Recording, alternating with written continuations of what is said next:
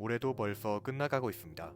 저는 이 영상을 10월 23일에 만들고 있는데요. 다음날이 입대인 관계로 11월 및 12월에 공개될 작품은 제대로 감상하지 못할 것 같아 포함하지 않음을 알려드립니다. 또한 작년과 달리 순위를 정하지 않고 제가 추천하고 싶은 모든 작품을 추천드릴 것이며 특별하게 강조하고 싶은 작품은 별 표시를 해두겠습니다. 그럼 시작해봅시다.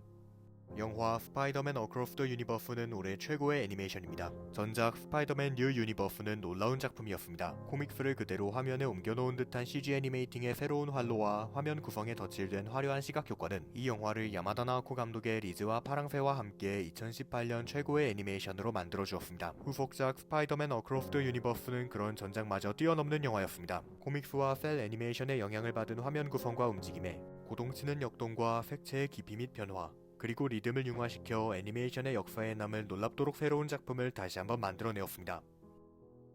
TV 애니메이션 오빠는 끝이 주제적, 각본적으로 훌륭한 작품이라고 생각하지는 않습니다. 오히려 간단한 일상 스토리 속에서 천박한 선정성의 극한을 달리고 있는 성찰의 요소란 전혀 등장하지 않는 작품이죠. 하지만 개인적으로 저에게 오빠는 끝은 애니메이션이라는 예술 분야의 극한을 추구하는 작품으로 다가왔습니다. 애니메이션은 움직임을 그려내는 예술 분야입니다.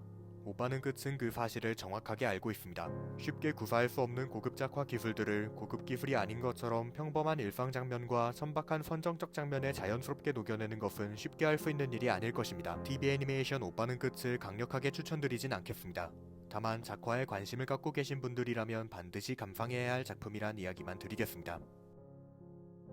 현재 일본 애니메이션 업계에서 시네마스코프 비율을 가장 훌륭하게 사용하는 감독은 와타나베 아유무일 것입니다. 그 유명한 호소다 마모루도 신카이 마코토도 시네마스코프 비율을 활용해야 하는 당위성을 제공하지 못한 상황에서 거의 유일하게 그 당위성을 제공하는 감독이 바로 와타나베 아유무 감독입니다. 영화 항구의 니쿠코지앙 역시 시네마스코프 활용의 당위성을 제공하는 영화입니다. 시네마스코프 비율에 맞도록 정교하게 설계된 인물 및 배경의 배치와 구도는 작은 어촌마을에서의 일상과 성장에 감동하여 눈물을 흘리게 만듦과 동시에 우리의 터전은 우리에 의해 영원히 일구어질 것임을 살며시 가르쳐줍니다. 음악을 연주하는 애니메이션에 있어 최고봉에 속하는 작품은 이시하라 타즈야 감독의 프로젝트 울려라 유포니엄과 야마다 나오코 감독의 영화 리즈와 파랑새일 것입니다.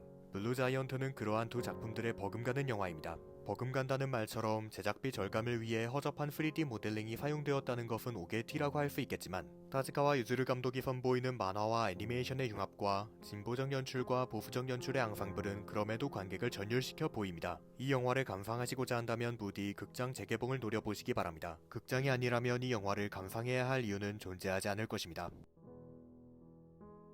TV 애니메이션 아이돌 마스터 신데렐라 걸즈 유일사구는 한 분기 전에 방영된 오빠는 끝과 컨셉이 겹치는 작품일지도 모릅니다. 만약 두 작품들을 대놓고 비교한다면 완성도 면에서는 오빠는 끝이 더 훌륭할 것입니다. 하지만 개인적으로는 아이돌 마스터 신데렐라 걸즈 유일사구 쪽을 더 선호합니다. 오빠는 끝의 귀여움은 어느 정도 억지스럽습니다.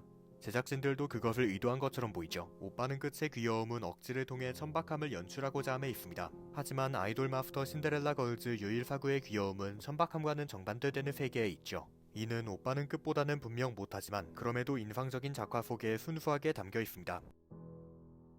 제25회 부천국제영화제에서 관람하게 된 야마다 나오코 감독의 단편영화 기억의 정원은 가히 야마다 나오코 감독의 신지평이라고 부를 수 있을 명작입니다. 카메라의 존재를 기반으로 야마다 나오코 감독은 자신이 늘 표현하고자 하는 주제인 영원히 변치 않는 것을 진보시킵니다. 야마다 나오코는 영원히 변하지 않는 한 가지를 깊게 파고들어 표현하는 감독이었습니다. 그러나 기억의 정원에서의 야마다 나오코 감독은 이별이라는 첫 번째를 뒤더 만남이라는 두 번째와 기억이라는 세 번째를 표현하는 것으로 끝내 순환을 이야기하는 새로움을 보여주었습니다. 결국 저는 야마다 나오코라는 감독을 사랑하고 존경할 뿐입니다. 저는 야마다 나오코 감독의 한계를 아직 보지 못했으니까요. 영화 카구야님은 고백받고 싶어 첫 키스는 끝나지 않아는 관객이 이미 모든 이야기를 알고 있다고 전제합니다.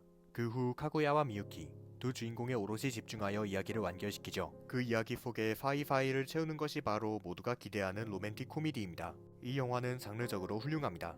로맨스가 아닌 로맨틱 코미디로서 로맨틱이라는 이야기 속에 코미디라는 정체성을 잃어버리지 않고 완벽하게 조화시킨 명작입니다. 저는 코미디 장르를 좋아하는 편입니다. 코미디를 보고 있는 순간만큼은 어떤 걱정 없이 마음 편히 웃을 수 있기 때문이죠. TV 애니메이션 이세계 3초는 그러한 저의 취향에 쏙 들어맞는 작품이었습니다. 이세계 3초는 원초적으로 웃깁니다. 작품의 원초적인 괴랄함은 똑같이 원초적으로 괴랄한 삼촌의 행동들과 맞물려 시청자에게 웃음을 전달합니다.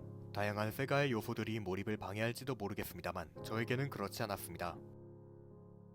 TV 애니메이션 뱅드림 이츠 마이고는 정교한 밴드 애니메이션이자 아름다운 백합 애니메이션이며 항상 쓰레기 같은 작품만을 만들어왔던 뱅드림 애니메이션 시리즈 제작진 최초의 명작입니다. 밴드 애니메이션으로서 등장하는 다양한 라이브 장면들은 정교한 3D 모델링으로 만들어낸 연주에 감정과 관계가 실린다는 보기 드문 방식으로 훌륭하게 연출되어 있으며 작품의 주가 되는 백합 장르는 연주와 함께 전달되는 감정과 관계를 통해 아름답게 꽃을 피웁니다. 저는 뱅드림 애니메이션 시리즈에서 이런 작품을 본 적이 없습니다. 부디 후속 방영될 아베 무지카 편이 마이고를 따라 명작이 되기를 바랄 뿐입니다.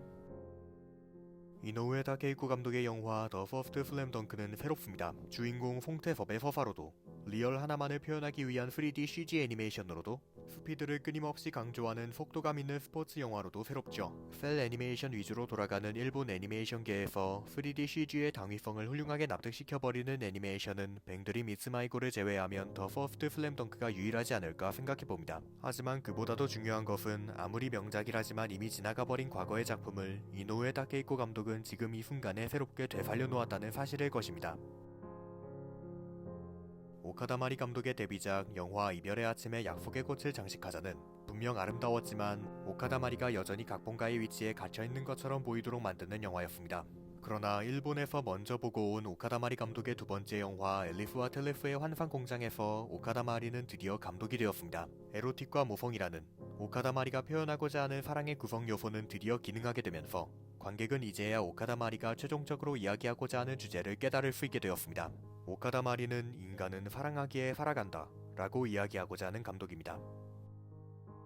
그대들은 어떻게 살 것인가는 오랜 침묵을 깨고 공개된 미야자키 하야오 감독의 12번째 장편 영화입니다. 난해하다는 평가를 받긴 했지만 저는 이 작품을 통해 미야자키 하야오 감독의 창작 의지는 아직 불타고 있음을, 미야자키 하야오 감독은 이미 목숨이 다하는 그 순간까지 영화를 만들겠노라고 결심했음을 깨달을 수 있었습니다. 동시에 미야자키 하야오 감독은 관객들을 향해 묻습니다.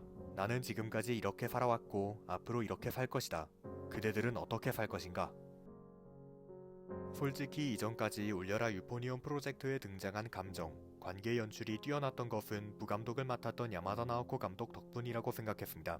하지만 제25회 부천 국제 애니메이션 페스티벌에서 관람한 영화 특별편 울려라 유포니온 망상블 콘테스트를 통해 알았습니다. 이시하라 타치야 감독이 야마다 나오코의 스승인 것에는 다 이유가 있었습니다. 이시하라 타치야 감독은 이 작품으로 할 수 있지만 대표적으로 연주 장면처럼 더 부각하고 싶은 것이 있었기에 야마다 나오코 감독에게 감정과 관계의 연출을 맡겼던 것뿐이었음을 증명했습니다. 영화 거울 속 외딴성은 오랜 시간 동안 슬럼프에 빠져 있었던 하라 케이치 감독의 인상적인 재기작입니다. 많은 사람들이 복수와 사적 제재를 찬양하기 시작하는 사회가 되어가는 것처럼 보이는 지금, 우리 사회에 필요한 것은 복수보다도 아픔을 딛고 나아가기 위한 고민이라는 것을 가르쳐주는 영화라고 생각합니다.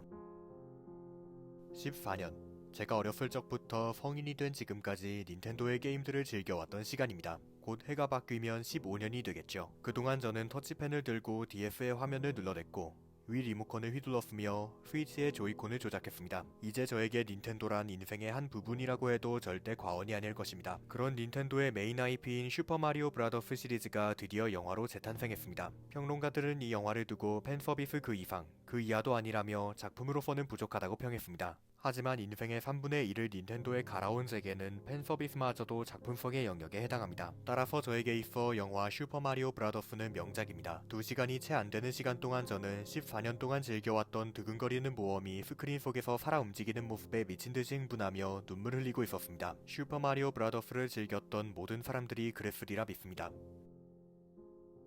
때때로 아쉬운 점이 있음에도 이를 상쇄하는 영상미를 보유한 작품이 나타날 때가 있습니다. 영화 바깥나라의 소녀가 바로 그러한 영화입니다. 이 영화의 각본은 부실합니다. 솔직히 말하면 각본만 두고 보자면 추천하지 않는 것은 기본에 상당한 비판을 가했을 것입니다. 영상미는 이를 전부 상쇄해버립니다. 훌륭한 지규, 은유적 연출과 귀여우면서도 섬뜩한, 그럼에도 포근한 캐릭터 디자인 및 이들을 표현하는 생동감 넘치는 작화는 귀엽고 화면 속에 따뜻한 혼을 불어넣습니다. 때로는 한 가지 특출난 아름다움이 작품을 완성짓는 법입니다.